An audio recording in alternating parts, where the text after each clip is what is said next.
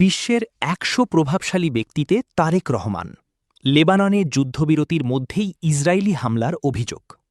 আন্তর্জাতিক desk, ১৭ April ২০২৬। আজকের বিশ্ব রাজনীতি ও আন্তর্জাতিক পরিস্থিতির দুটি গুরুত্বপূর্ণ খবর সামনে এসেছে।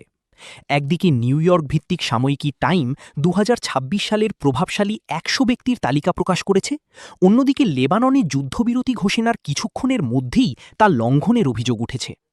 টাইম ম্যাগাজিনের প্রভাবশালী তালিকায় প্রধানমন্ত্রী তারেক রহমান। ২০২৬ সালের বিশ্বের সবচেয়ে প্রভাবশালী ১০০ ব্যক্তির তালিকা প্রকাশ করেছে বিশ্বখ্যাত সাময়িকী টাইম।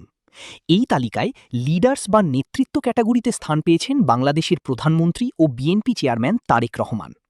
বুধবার প্রকাশিত এই তালিকায় তারেক রহমান ছাড়াও বিশ্বের বেশ কয়েকজন প্রভাবশালী রাষ্ট্রপ্রধান ও ব্যক্তিত্বের নাম রয়েছে।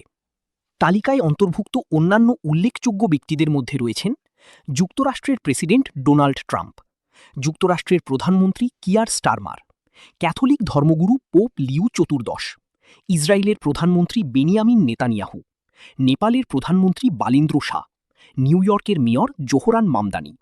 লেবাননি যুদ্ধবিরতি কার্যকরের ঘণ্টা না পেরোতেই লঙ্ঘনের অভিযোগ।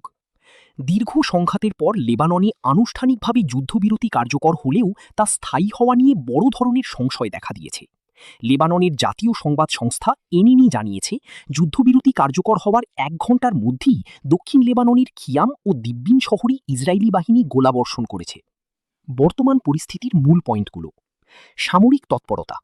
গোলাবর্ষণের পাশাপাশি দক্ষিণ লেবাননের আকাশে ইসরায়েলি নজরদারি বিমান ও ড্রোন ব্যাপকভাবে সক্রিয় রয়েছে।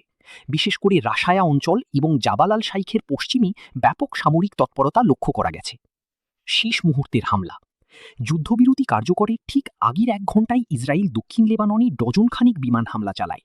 ইসরায়েলি সেনাবাহিনীর দাবি, গত ২৪ ঘণ্টায় তারা হিজবুল্লাহর ৩৮০টি লক্ষ্যবস্তুতে হামলা করেছে। হিজবুল্লাহর অবস্থান। হিজবুল্লাহ জানিয়েছে তারা শেষ মুহূর্ত পর্যন্ত ইসরায়েলি অবস্থান এবং সামরিক অবকাঠামো লক্ষ্য করে পাল্টা আক্রমণ চালিয়েছে। বেইরুতের চিত্র ও মানবিক পরিস্থিতি।